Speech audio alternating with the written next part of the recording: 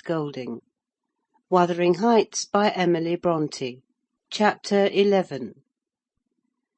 Sometimes, while meditating on these things in solitude, I got up in a sudden terror, and put on my bonnet to go see how all was at the farm. I persuaded my conscience that it was a duty to warn him how people talked regarding his ways, and then I've recollected his confirmed bad habits, and, hopeless of benefiting him, have flinched from re-entering the dismal house, doubting if I could bear to be taken at my word. One time I passed the old gate, going out of my way, on a journey to Gimmerton. It was about the period that my narrative has reached, a bright, frosty afternoon, the ground bare, and the road hard and dry. I came to a stone where the highway branches off on to the moor at your left hand, a rough sand pillar with the letters W.H. cut on its north side, on the east G, and on the south-west T.G. It serves as a guide-post to the Grange, the Heights, and village. The sun shone yellow on its grey head, reminding me of summer; and I cannot say why, but all at once a gush of child's sensations flowed into my heart. Hindley and I held it a favourite spot 20 years before. I gazed long at the weather-worn block, and, stooping down, perceived a hole near the bottom, still full of snail-shells and pebbles, which we were fond of storing there with more perishable things; and, as fresh as reality, it appeared that I beheld my early playmate seated on the withered turf, his dark square head bent forward, and his little hand scooping out the earth with a piece of slate. "Poor Hindley!" I exclaimed involuntarily. I started. My bodily eye was cheated into a momentary belief that the child lifted its face and stared straight into mine. It vanished in a twinkling, but immediately I felt an irresistible yearning to be at the Heights. Superstition urged me to comply with this impulse. Supposing he should be dead, I thought, or should die soon? Supposing it were a sign of death? The nearer I got to the house, the more agitated I grew, and on catching sight of it, I trembled in every limb. The apparition had outstripped me: it stood looking through the gate. That was my first idea, on observing an elf-locked, brown-eyed boy setting his ruddy countenance against the bars. Further reflection suggested this must be Hareton. My Hareton, not altered greatly since I left him 10 months since. "God bless thee, darling!" I cried, forgetting instantaneously my foolish fears. "Hareton, it's Nelly! Nelly, thy nurse!" He retreated out of arm's length, and picked up a large flint.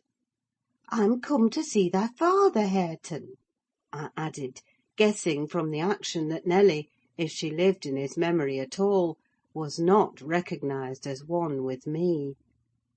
He raised his missile to hurl it. I commenced a soothing speech, but could not stay his hand.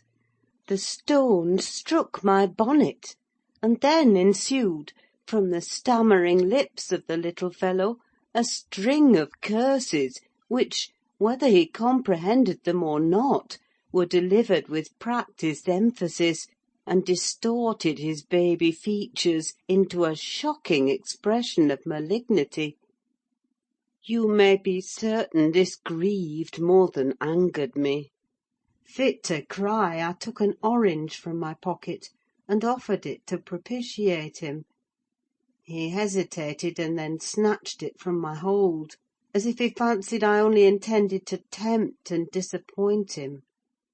I showed another, keeping it out of his reach. "Who has taught you those fine words, my bairn?" I inquired. "The curate?" "Damn the curate and thee! Give me that!" he replied. "Tell us where you got your lessons, and you shall have it," said I. "Who's your master?" "Devil, Daddy!" was his answer. "And what do you learn from Daddy?" I continued. He jumped at the fruit. I raised it higher. "What does he teach you?" I asked. "Nought," said he, "but to keep out of his gate. Daddy cannot bite me, because I swear at him." "Ah! And the devil teaches you to swear at Daddy?" I observed. "Aye, nay," he drawled. "Who then?" "Heathcliff." I asked if he liked Mr. Heathcliff. "Aye," he answered again. Desiring to have his reasons for liking him, I could only gather the sentences, "I know. He pays Dad back what he gives to me. He curses Daddy for cursing me. He says I mun do as I will." "And the curate does not teach you to read and write, then?" I pursued. "No, I was told the curate should have his teeth dashed down his throat if he stepped over the threshold. Heathcliff had promised that." I put the orange in his hand, and bade him tell his father that a woman called Nelly Dean was waiting to speak with him by the garden gate. He went up the walk and entered the house; but instead of Hindley, Heathcliff appeared on the door-stones, and I turned directly, and ran down the road as hard as ever I could race, making no halt till I gained the guide-post, and feeling as scared as if I had raised a goblin.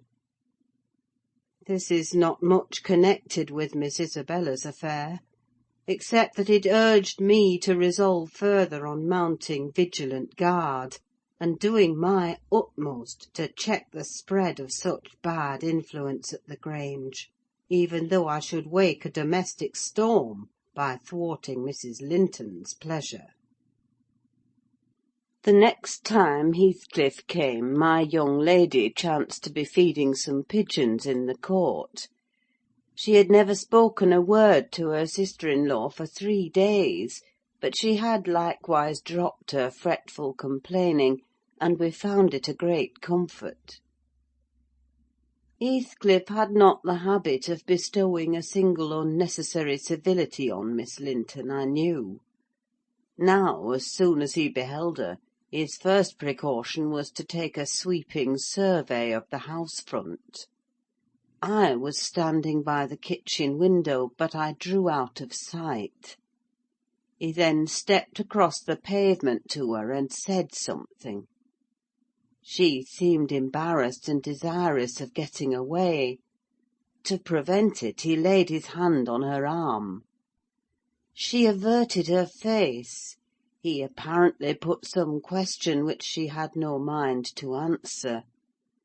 There was another rapid glance at the house, and supposing himself unseen, the scoundrel had the impudence to embrace her. "Judas!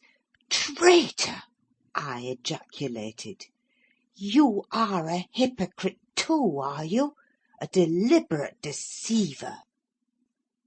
"Who is Nelly?" said Catherine's voice at my elbow. I had been over intent on watching the pair outside to mark her entrance. "Your worthless friend," I answered warmly. "The sneaking rascal yonder. Ah, he has caught a glimpse of us; he is coming in.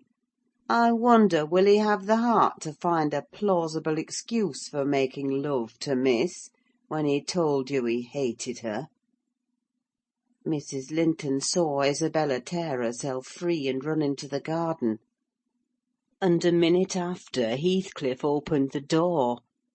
I couldn't withhold giving some loose to my indignation, but Catherine angrily insisted on silence, and threatened to order me out of the kitchen if I dared to be so presumptuous as to put in my insolent tongue.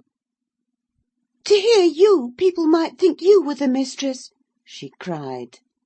"You want setting down in your right place.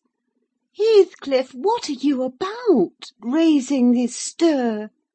I said you must let Isabella alone. I beg you will, unless you are tired of being received here, and wish Linton to draw the bolts against you." God forbid that he should try! answered the black villain. I detested him just then. God keep him meek and patient. Every day I grow madder after sending him to heaven. "Hush!" said Catherine, shutting the inner door. "Don't vex me. Why have you disregarded my request? Did she come across you on purpose?" What is it to you? he growled. I have a right to kiss her if she chooses, and you have no right to object. I am not your husband. You needn't be jealous of me. "I'm not jealous of you," replied the mistress. "I'm jealous for you. Clear your face. You shan't scowl at me. If you like Isabella, you shall marry her. But do you like her?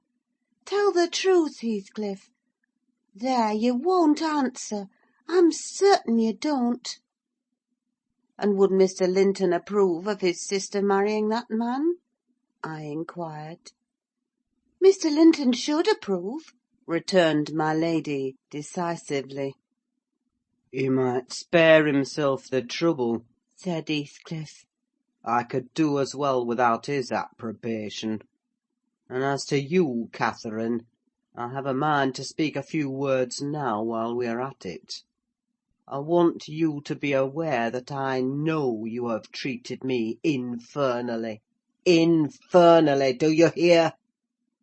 And if you flatter yourself that I don't perceive it, you are a fool. And if you think I can be consoled by sweet words, you are an idiot. And if you fancy I'll suffer unrevenged, I'll convince you of the contrary in a very little while. Meantime, thank you for telling me your sister-in-law's secret. I swear I'll make the most of it, and stand you aside." "What new phase of his character is this?" exclaimed Mrs. Linton in amazement. "I've treated you infernally, and you'll take your revenge. How will you take it, ungrateful brute? How have I treated you infernally?" "I seek no revenge on you," replied Heathcliff, less vehemently. "That's not the plan. The tyrant grinds down his slaves, and they don't turn against him: they crush those beneath them. You are welcome to torture me to death for your amusement. Only allow me to amuse myself a little in the same style, and refrain from insult as much as you are able. Having levelled my palace, don't erect a hovel, and complacently admire your own charity in giving me that for a home. If I imagined you really wished me to marry Isabel, I'd cut my throat." "Oh, the evil is that I am not jealous, is it?" cried Catherine. "Well, I won't repeat my offer of a wife. It is as bad as offering Satan a lost soul. Your bliss lies like his in inflicting misery. You prove it. Edgar is restored from the ill temper he gave way to at your coming. I begin to be secure and tranquil; and you, restless to know us at peace, appear resolved on exciting a quarrel. Quarrel with Edgar if you please, Heathcliff, and deceive his sister. You'll hit on exactly the most efficient method of revenging yourself on me." The conversation ceased. Mrs. Linton sat down by the fire, flushed and gloomy. The spirit which served her was growing intractable: she could neither lay nor control it. He stood on the hearth with folded arms, brooding on his evil thoughts; and in this position I left them to seek the master, who was wondering what kept Catherine below so long. "Ellen," said he, when I entered, "have you seen your mistress?" "Yes, she's in the kitchen, sir," I answered. "She's sadly put out by Mr. Heathcliff's behaviour; and indeed I do think it's time to arrange his visits on another footing. There's harm in being too soft, and now it's come to this." And I related the scene in the court, and, as near as I dared, the whole subsequent dispute.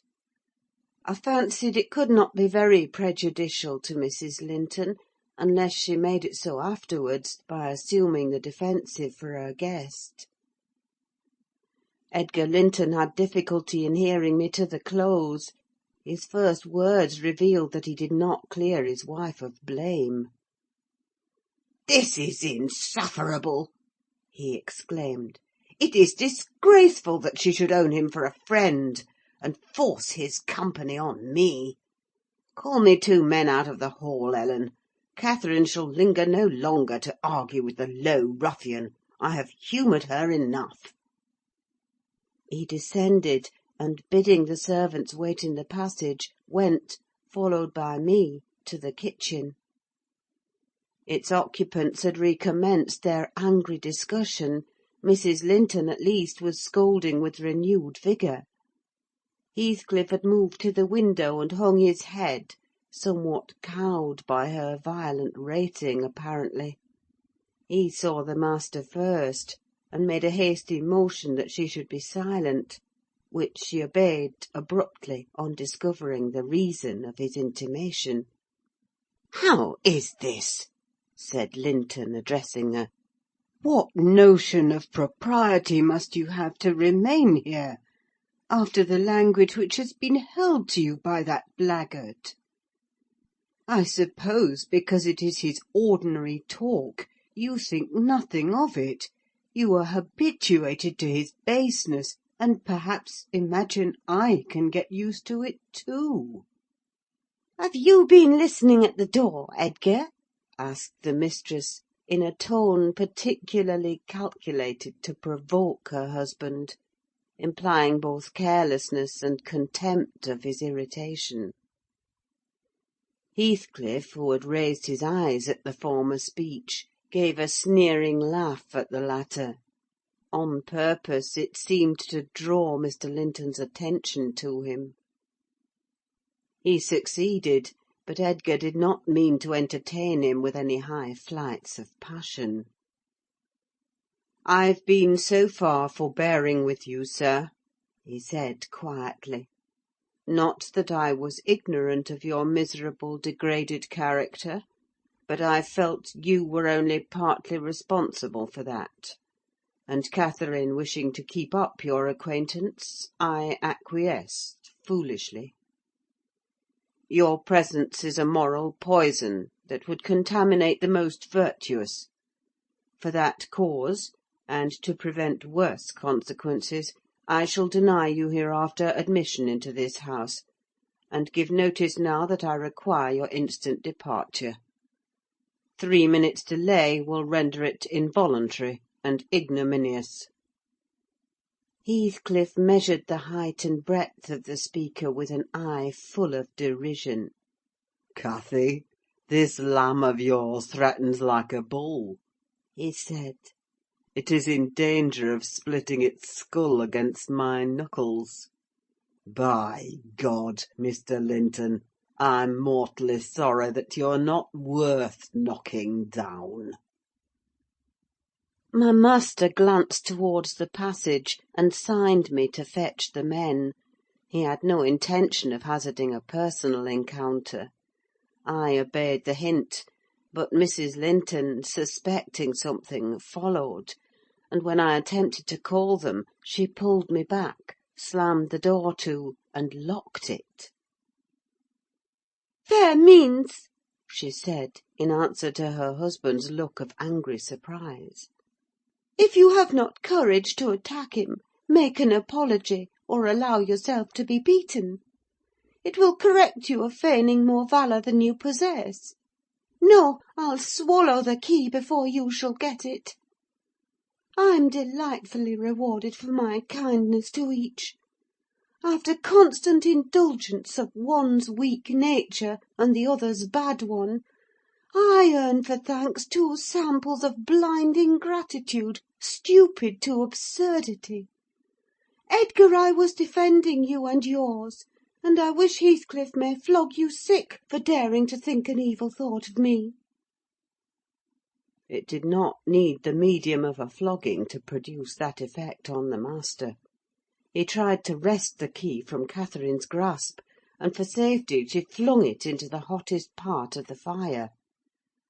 Whereupon Mr. Edgar was taken with a nervous trembling, and his countenance grew deadly pale. For his life he could not avert that excess of emotion.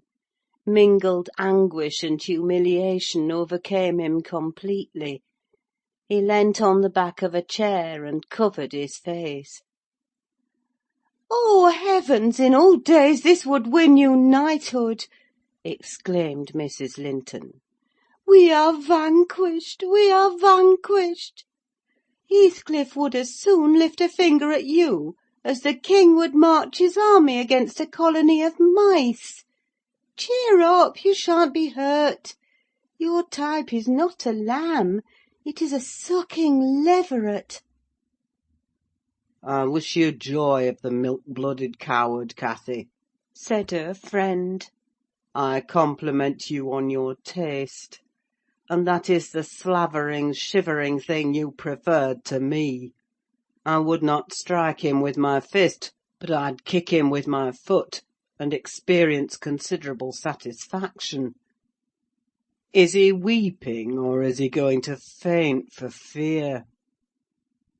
The fellow approached and gave the chair on which Linton rested a push. He'd better have kept his distance. My master quickly sprang erect and struck him full on the throat, a blow that would have levelled a slighter man. It took his breath for a minute, and while he choked, Mr. Linton walked out by the back door into the yard, and from thence to the front entrance. "There, you've done with coming here!" cried Catherine. "Get away now!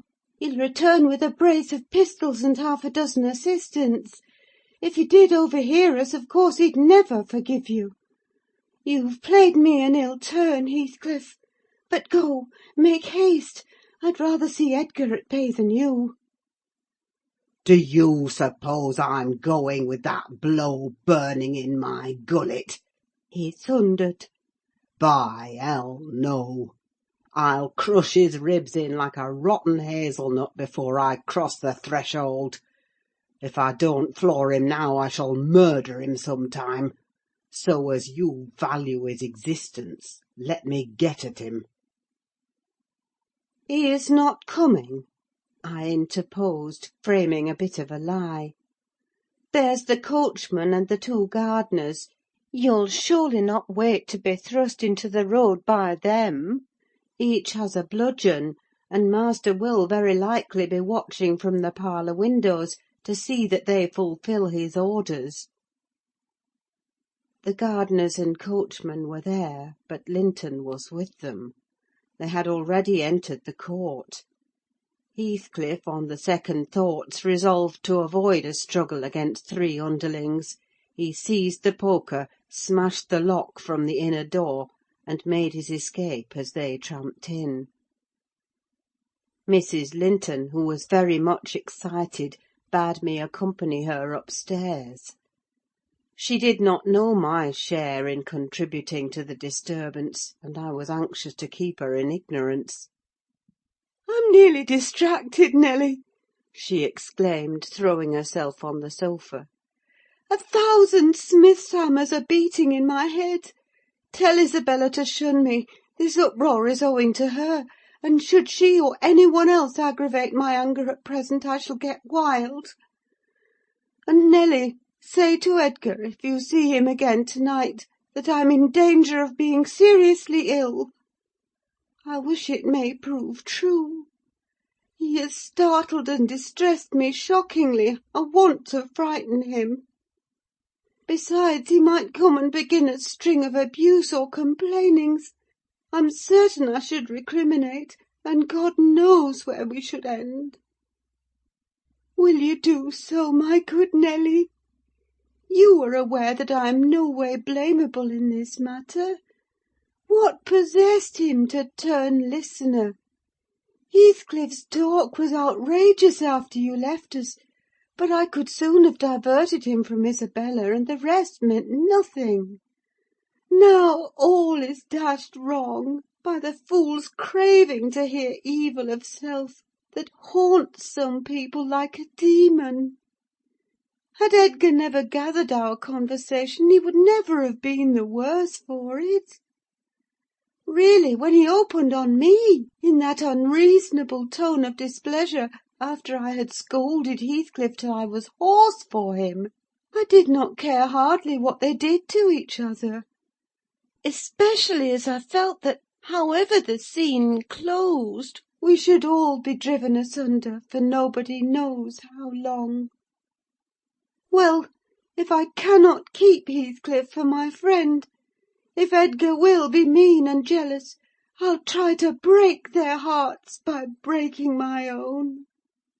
That will be a prompt way of finishing all when I am pushed to extremity. But it's a deed to be reserved for a forlorn hope. I'd not take Linton by surprise with it. To this point he has been discreet in dreading to provoke me. You must represent the peril of quitting that policy, and remind him of my passionate temper, verging, when kindled, on frenzy. I wish you could dismiss that apathy out of that countenance, and look rather more anxious about me. The stolidity with which I received these instructions was, no doubt, rather exasperating, for they were delivered in perfect sincerity; but I believed a person who could plan the turning of her fits of passion to account beforehand might, by exerting her will, manage to control herself tolerably, even while under their influence; and I did not wish to frighten her husband, as she said, and multiply his annoyances for the purpose of serving her selfishness. Therefore I said nothing when I met the master coming towards the parlour; but I took the liberty of turning back to listen whether they would resume their quarrel together. He began to speak first. "Remain where you are, Catherine," he said, without any anger in his voice, but with much sorrowful despondency. "I shall not stay. I am neither come to wrangle nor be reconciled; but I wish just to learn whether, after this evening's events, you intend to continue your intimacy with—" "Oh, for mercy's sake!" interrupted the mistress, stamping her foot. "For mercy's sake, let us hear no more of it now. Your cold blood cannot be worked into a fever. Your veins are full of ice water, but mine are boiling, and the sight of such chillness makes them dance." "To get rid of me, answer my question," persevered Mr. Linton. "You must answer it, and that violence does not alarm me. I have found that you can be as stoical as any one when you please. Will you give up Heathcliff hereafter, or will you give up me? It is impossible for you to be my friend and his at the same time, and I absolutely require to know which you choose." "I require to be let alone!" exclaimed Catherine, furiously. "I demand it! Don't you see I can scarcely stand? Edgar, you leave me!" She rang the bell till it broke with a twang. I entered leisurely. It was enough to try the temper of a saint, such senseless, wicked rages. There she lay, dashing her head against the arm of the sofa, and grinding her teeth, so that you might fancy she would crash them to splinters. Mr. Linton stood looking at her in sudden compunction and fear. He told me to fetch some water. She had no breath for speaking. I brought a glassful, and as she would not drink, I sprinkled it on her face. In a few seconds she stretched herself out stiff, and turned up her eyes, while her cheeks, at once blanched and livid, assumed the aspect of death. Linton looked terrified. "There is nothing in the world the matter," I whispered. I did not want him to yield, though I could not help being afraid in my heart. "She has blood on her lips," he said, shuddering. "Never mind," I answered tartly; and I told him how she had resolved, previous to his coming, on exhibiting a fit of frenzy. I incautiously gave the account aloud, and she heard me; for she started up, her hair flying over her shoulders, her eyes flashing, the muscles of her neck and arms standing out preternaturally.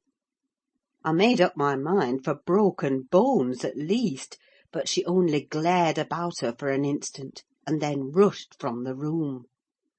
The master directed me to follow. I did, to her chamber door. She hindered me from going further by securing it against me. As she never offered to descend to breakfast next morning, I went to ask whether she would have some carried up. "No," she replied peremptorily. The same question was repeated at dinner and tea, and again on the morrow after, and received the same answer. Mr. Linton, on his part, spent his time in the library, and did not inquire concerning his wife's occupations.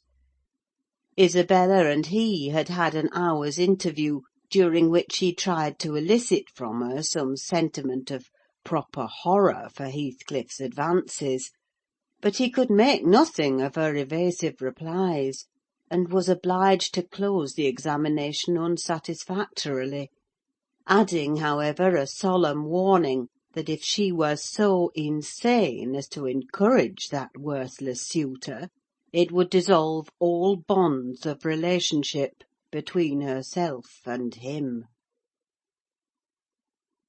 End of Chapter 11. Recording by Ruth Golding.